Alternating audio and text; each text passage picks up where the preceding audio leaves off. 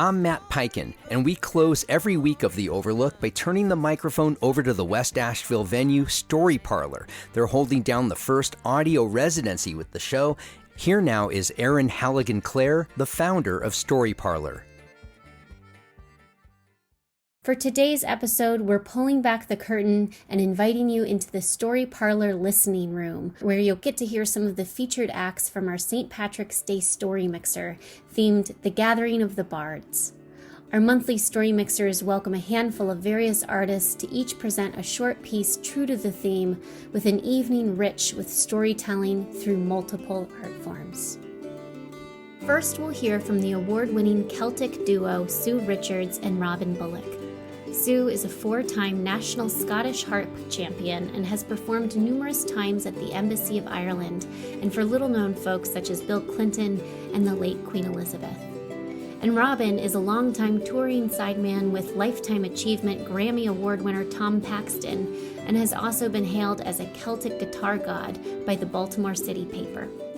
Together, their music draws on Irish, Scottish, Welsh, and Breton traditions to create something truly unique, beautiful and timeless, yet fresh and current.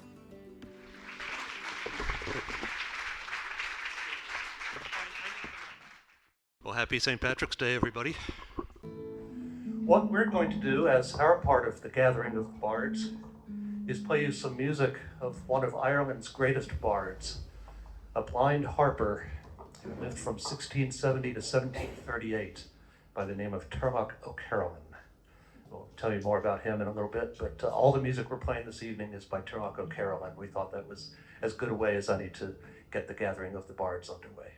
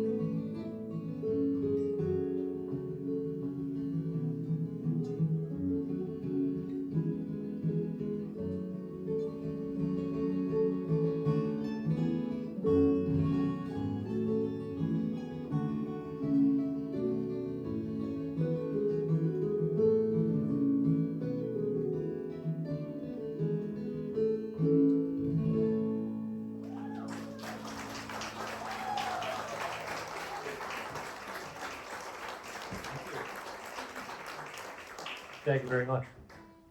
So the man who wrote the music that we're playing for you this evening, Turlock O'Carolan, he was born into a poor farming family and in all likelihood would have just lived and died in total obscurity if it weren't for the fact that when he was 18 years old, he contracted smallpox, which was a fairly common disease in Ireland at the time. And he recovered, but it left him blind. And at that point, as far as we know, he had never considered playing music before, but after he went blind, he took up the harp, studied it with another harper who was probably also blind for about 3 years, and then with the help of an early patron, he had a guide and a horse, and he took off on the road and became an itinerant harper. And it's arguable that 18th century Ireland might have been more enlightened than 21st century America in at least this one respect, that wandering musicians were considered members of the nobility. I'll just put that out there.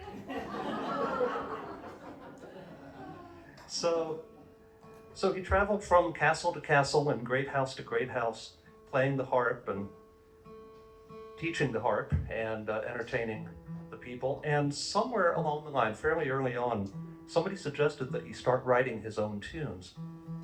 And when he did, it became immediately obvious that he possessed a unique genius for combining the ancient bardic harping tradition with the sound of Baroque music that he was hearing coming over from Europe in a way that's really never been done before or since, as far as I know. And he left us a legacy of over 200 tunes for the harp that are just a great wealth, a great musical and cultural wealth, and a big part of Irish culture. So we're very fond of his music, and we've both recorded a lot of it together and separately. So most of his tunes were named after people, after his friends or his patrons. That first one we played just now is called Loftus Jones. And we'll carry on with one that he wrote for a friend of his who was a Catholic priest, actually a Catholic bishop, by the name of Dr. John Hart. And Dr. Hart was quite noted for his generosity and his kindness, so much so that the story goes, when he died, all of the birds in the region flew down to the funeral and sang his requiem. Make of that what you will, but it's a good story. So we like to think that this is the tune that they sang. This is called Dr. John Hart, Bishop of Achonry.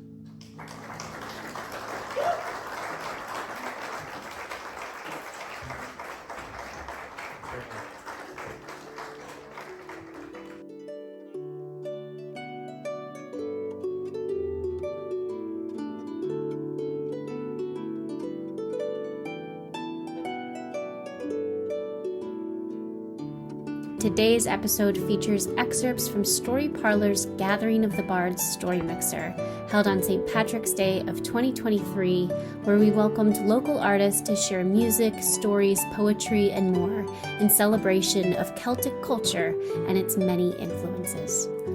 We just heard music from Sue Richards and Robin Bullock. Up next, stay tuned for an original poem by Julyan Davis. Julyan is a British-American painter and novelist. Since 1988, he has made the American South his subject, capturing vanishing architecture and forgotten folklore across the region. His large-scale narrative painting setting Appalachian ballads in the contemporary South has toured museums and public spaces since 2012. His novel, A History of Saints, set in Asheville during the recession of 2008, was a 2021 Forward Indies Gold winner and a semi-finalist for the 2022 Thurber Prize. For the Gathering of the Bards, Julyan shared poetry inspired by the history of the Scottish borders and the defining effect of that war-torn culture on Appalachia to the present.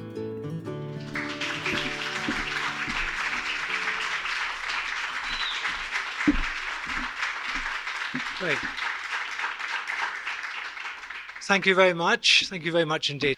I came to the South in '88, straight from art school in England, and I was fascinated by the history and the culture and the literature of the South, and I was intrigued by this possibility to sort of travel back in time somewhat, and that really became particularly the case when I moved from Alabama up into Western North Carolina, into Appalachia, and encountered a lot of the folklore and the music which I had grown up with and was belonged to my sort of ancestors. But it was this amazing thing to encounter this culture.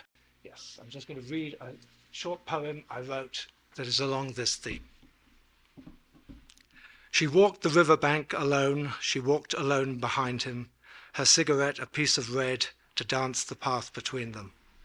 In her last dream, they lay so close, their eyelashes, like tines of black and dusty rakes, would interlock, her lifting gaze opening his.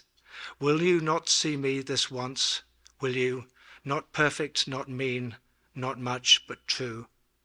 At the store that night, it felt like love, the way you kept your hands on me, and then not love at all, but fear. I was your prize to be disguised, and when we passed those men, I knew to stand for you, that was my sin. Ahead there was a muddy place, no worse than any other, the grass all broken by winter, and the trees just posts for vines. A little stage, its wings woven of briars, with snow like trash blown into each corner, and huddled birds to witness how. She stopped. I said I'd marry you, she said. And in his silence she could hear the soft passing of cars on their way home, and how the river in its going sounded like traffic too. She watched his downturned face, his lovely hands, then saw above a line of geese talking back and forth as they flew. She felt the hilt before the blade, the steel as he withdrew it, and every wound a mouth to sigh, this was as much your doing. It was only when he let her down into the silver water, was only then he saw the sun, the way it tried to warm her. Thank you very much.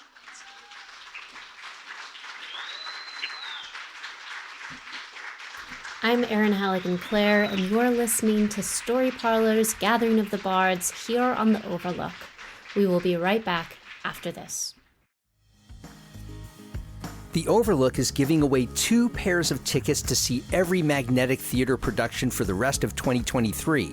Just sign up for the Overlook's free newsletter. Go to podavl.com/newsletter and plug in your name and email address. Anyone registered by the end of April is eligible. That's podavl.com, podavl.com/newsletter. And who knows, I might see you at the Magnetic.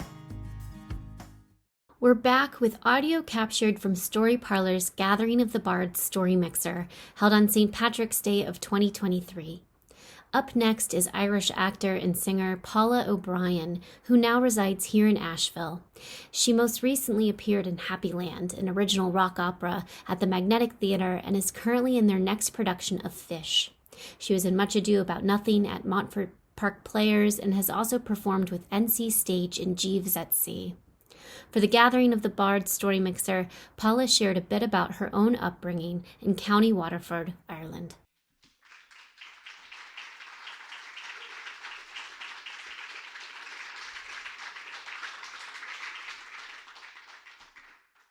Jesus, this is a great night altogether.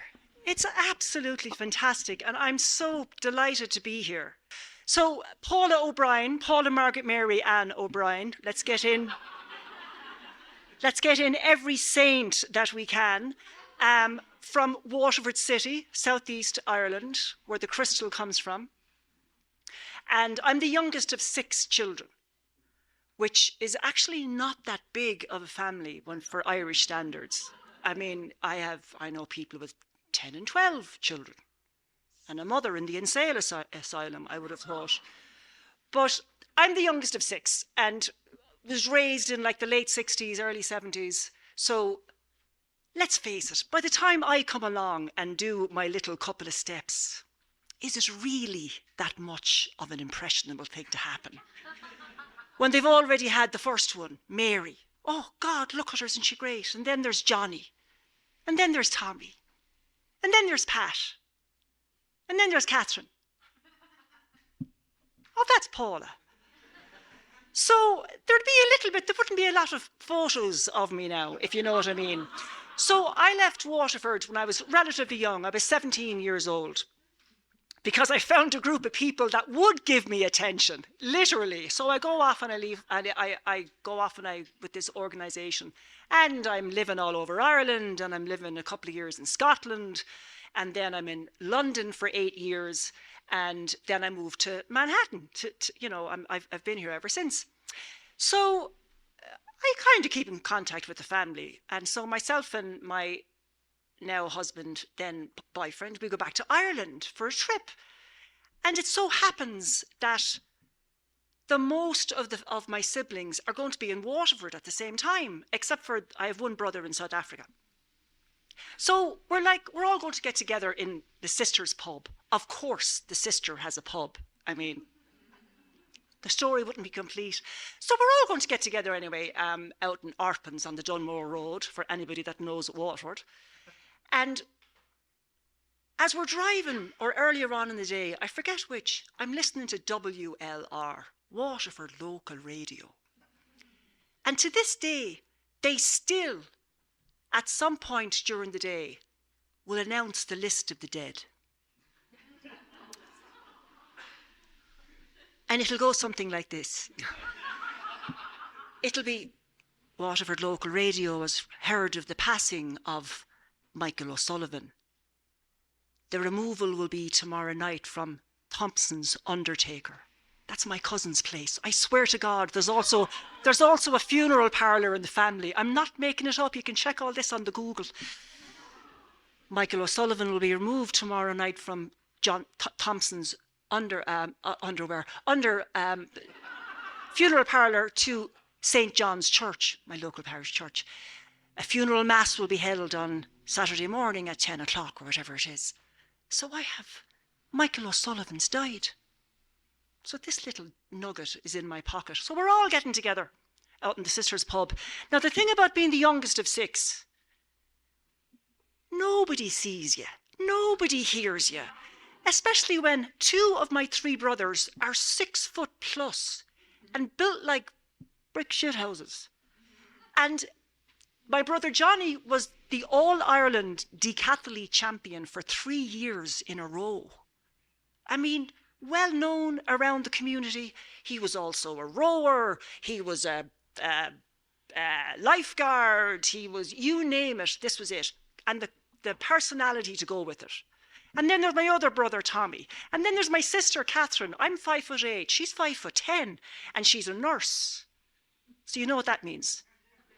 She tells you what to do with your life. No, you shouldn't be doing this. Paula, you should be doing that. You should be doing that. So anyway, so then what I find, and I don't know if you find the same thing, when you get together with your family, you're automatically 12 years old all over again. So I turn into Paula. I know, you find it hard to believe, don't you? But I turn into Paula, and I'm sitting around the table with me big brothers and me big sisters. And I'm not saying anything, because of course they're, Jesus, get another round of this now. Isn't the food grand? Do you know who I saw? So I have this little nugget in me pocket. It's like, this is me chance now. So there's a breath, as we're all just taking a breath in between. And I say, come here. Do you know who died? Every head around the table goes, who? The amount of power I felt in that nanosecond, which I was about to give up, by the way, because the minute the name was out, my moment in the sun was gone. So I took a deep breath. I said, Michael O'Sullivan. Jesus, you're kidding me. He did not. I saw him down the town the other day. Oh, sure, the poor wife. What did you do with the 3 kids at home? Oh, my God. My moment was gone, but I enjoyed every second of it. Now, it's funny. I walked in the door tonight, and I've met Erin over email, but we had never spoken to each other. So she comes over. She says, you're from Waterford, aren't you? I said, I am, yeah. And her family apparently moved from Waterford to County Mayo. And the funny thing is, that's what Irish people will always do. We'll meet each other anywhere in the world. And even before we find out each other's names, we're like, come here, where are you from? And no matter where they're from, we're going to find someone that knows someone that knows someone. Oh, Jesus, are you related down the road? By next to the pub? Sure, go away. We used to babysit for her when she was young. But look, I meant to introduce by saying Celtic culture to me is caint ceol agus crack. Caint is talking, storytelling, couple of stories there. Ceol is music. I'm going to slip in an old song, Erin. And crack is just fun. Like I would hope if anybody says, so how was that thing last night? The crack was mighty. The crack was 90. She was great crack altogether. So I hope that that's what this little installation has been. And thanks for the other 2 acts were just phenomenal. I'm looking forward to the rest of the night. But this is just a little song, She Moved Through the Fair. My young love said to me, my mother won't mind, and my father won't slight you for your lack of kind. And she stepped away from me, and this she did say, it will not be long, love, till our wedding day. She stepped away from me, and she moved through the fair. And fondly I watched her move here and move there. And then she went homeward with one star alight, as the swan in the evening move over the lake. Last night she came to me. She came softly in, so softly she came that her feet made no din, and she laid her hand on me, and this she did say, if it will not be long, love, till our wedding day. It will not be long, love,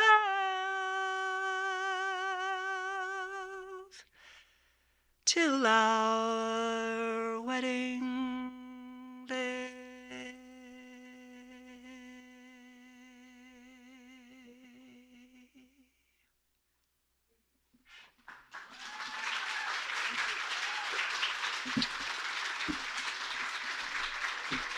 Thank you to the artists who were featured in today's episode with audio captured from Story Parlor's Gathering of the Bards Story Mixer, where we experienced an evening of stories, art, music, and poetry paying tribute to Celtic culture and its many influences. I'm Erin Halligan-Clare, founder and artistic director of Story Parlor. Story Parlor is a multidisciplinary art space in West Asheville dedicated to celebrating storytelling through all art mediums, with events and classes for the community and by the community. You can find out more about us and what we have going on by visiting www.storyparloravl.com.